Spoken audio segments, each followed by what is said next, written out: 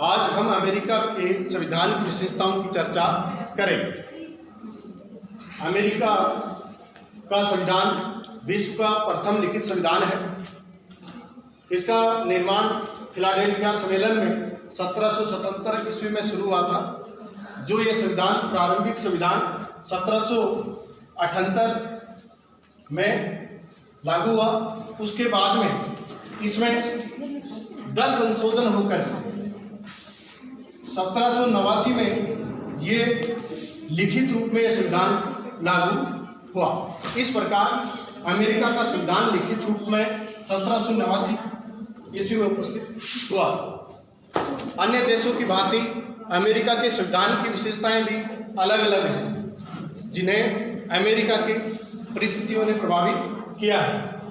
America के एक तरफ कनाडा है, दूसरी तरफ मछली, अर्थात अमेरिका के चारों तरफ कोई भी शक्तिशाली राष्ट्र उपस्थित नहीं है। इस कारण अमेरिका के संविधान की विशेषताएं भी अपने काल, परिस्थिति, स्थिति आदि के आधार पर निर्मित की गई। अमेरिका का जो संविधान अपने देश, काल और परिस्थिति के अनुसार बना हुआ है, इनकी विशेषताएं भी अन्य देशों से भिन्न है। तो आइए हम अमेरिका के संविधान की विशेषताओं की चर्चा करते हैं। तो पहले अमेरिका के संविधान की पहली विशेषता है कि वह निर्मित संविधान है। पहली विशेषता कि वह निर्मित संविधान है। निर्मित संविधान से अभिप्राय है कि संविधान फिलाडेल्फिया सम्मेलन में एक समिति, जिसको हम संविधान सभा कह सकते हैं, उसके माध्यम से इसका निर्माण किया गया।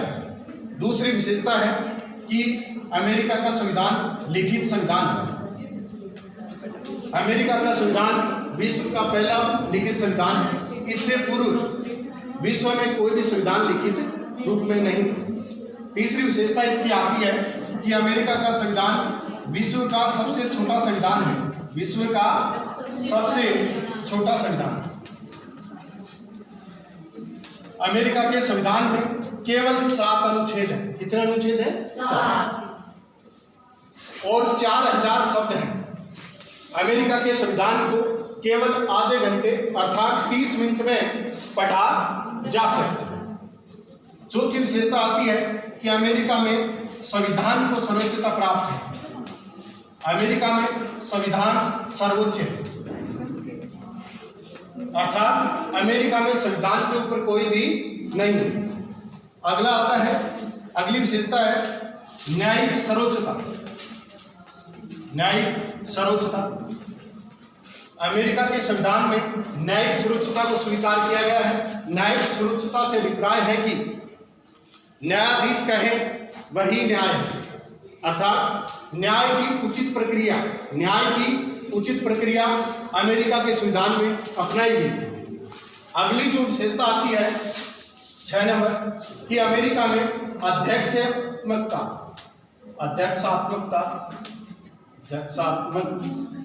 शासन को अपनाया गया है। अध्यक्षात्मक शासन का अर्थ है कि संसदीय शासन को न अपना करके अध्यक्षात्मक शासन को अपनाया गया, अर्थात इसको राष्ट्रपति शासन भी कहा जाता, क्योंकि अध्यक्षात्मक शासन में मंत्रिमंडल का निर्माण संसद में से नहीं किया जाता, जबकि अमेरिका का राष्ट्रपति अपनी इच्छा अनुसार किसी भी व्यक्ति को मंत्री बना सकता है। अर्थात ये भी कहा जा सकता है कि अमेरिका का राष्ट्रपति किसी पागल, किसी कुत्ते और किसी को भी मंत्री नियुक्त कर सकता है। अमेरिका में मंत्री संसद के प्रति उत्तरदायी न होकर के राष्ट्रपति के प्रति उत्तरदायी होते हैं। अगला आता है, अगली विशेषता है गणतंत्रात्मक, अर्थात अमेरिका को एक गणतंत्रात्मक राज्य बनाया गया या गणराज्य बनाया गया है। अमेरिका का राष्ट्राध्यक्ष जो राष्ट्रपति है वो निर्वाचित होता है, वंशानुगत नहीं होता।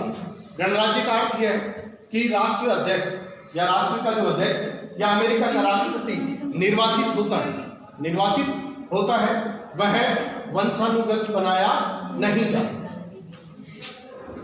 अगली विशेषता है कि शक्ति पृथक्करण का सिद्धांत।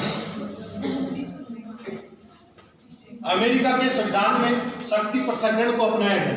शक्ति पृथक्करण का विचार सर्वप्रथम फ्रांसीसी विचारक मॉन्टेस्क्यू ने दिया था। किसने दिया था? मॉन्टेस्क्यू। लेकिन फ्रांस के संविधान निर्माताओं ने मॉन्टेस्क्यू के विचारों को नहीं अपनाया। जब अमेरिकी संविधान सभा के सदस्यों ने मॉन्टेस्क्यू के विचारों को अपने संविधान में स्थान दिया, इस प्रकार अमेरिका के संविधान की विशेषता है कि वहां पर शक्ति पृथक्करण पाया जाता है। शक्ति पृथक्करण से अभिप्राय है कि सरकार के तीनों अंग, कार्यपालिका, व्यवस्थापिका, न्यायपालिका, तीनों अंगों की शक्तियां क्या होती है? पृथक पृथक होती है। अगली विशेषता आती है मूल अधिकारों की व्यवस्था। अमेरिका के संविधान में नागरिकों को मूल अधिकार प्रदान किए गए, अर्थात भाषण की स्वतंत्रता, विचार अभिव्यक्ति की स्वतंत्रता, भ्रमण की स्वतंत्रता, निवास करने की स्वतंत्रता, यहाँ तक भी अमेरिका में हथियार रखने की स्वतंत्रता प्रदान की गई, हथियार रखने का भी अधिकार दिया गया है। अगली विशेषता आती है नियंत्रण और संतुलन का सिद्धांत। नियंत्रण और संतुलन का सिद्धांत। अमेरिका के संविधान में नियंत्रण और संतुलन का सिद्धांत स्वीकार किया गया कि सरकार का कोई भी अंग इतना शक्तिशाली न हो कि वह किसी दूसरे अंग की शक्तियों का अतिक्रमण कर ले, और इतना कमजोर भी न हो कि उसकी शक्तियों का प्रयोग कोई दूसरा अंग करे। अर्थात अमेरिका के संविधान में सरकार का एक अंग अर्थात व्यवस्थापिका का कार्यपालिका पर नियंत्रण होता है, कार्यपालिका का न्यायपालिका पर नियंत्रण होता है, और न्यायपालिका का व्यवस्थापिका पर भी नियंत्रण होता है, और कार्यपालिका पर भी नियंत्रण होता है। इस प्रकार अमेरिका के संविधान की निम्न विशेषताएं पाई जाती हैं।